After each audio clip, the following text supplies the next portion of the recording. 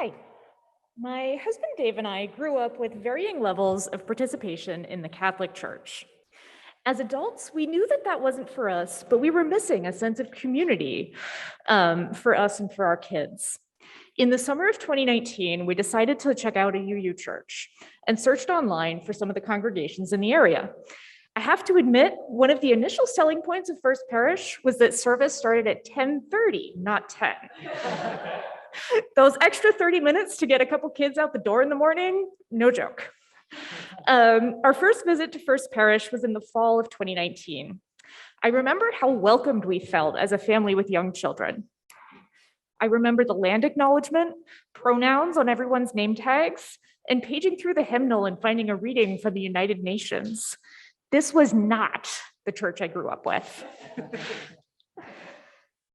I also remember the cognitive dissonance from being in a sanctuary that looked so much like the beautiful churches I remember from my childhood, but felt so vastly different. I honestly never thought I could feel at home in a building like this, and I'm glad that I can. We attended a few more times that fall. I started singing and enjoyed intelligent and irreverent conversations with Soren around the piano on Thursdays. Dave embraced the holy chaos as the North Star in the Christmas pageant. Ooh, I lost my place. And the girls ran rampant throughout the building during coffee hour. This is the sort of church community we had been hoping for. So we proudly stood up here and became members of First Parish on March 9th, 2020. We have fabulous timing. The next Sunday, I choked up singing Blue Boat Home on Zoom and wondering if we were about to lose this community we had just found.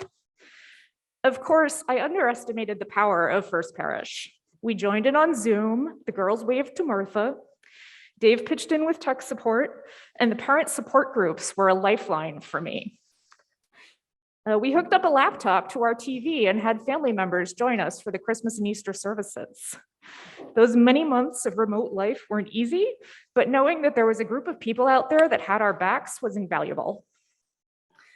I asked my daughter Lydia what I should say today, and she mentioned how glad she is that there is a space for kids here. This reminds me of a story. When I was a kid at church, my family sat up in the balcony. Our friend's father was the organist, and at the end of each service, he would gather us 4 kids up to the organ, and he would point out a key for each of us. And at the end of the song, we would each get in place, touch our appointed key, and play the final chord of the song. Thinking back, I realized that those organ notes were the extent of my participation in that community, where it was very much children are, seen but not heard. I'm so glad that my family has found a church community where all are welcomed and where children are welcomed as full participants.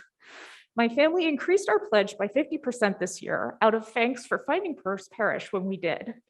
I encourage you to pledge whatever you can. I believe the goal this year is just 100% participation. So thank you very much. Thank you so much for those words, Beth. We really appreciate having you as part of our community too. So we will now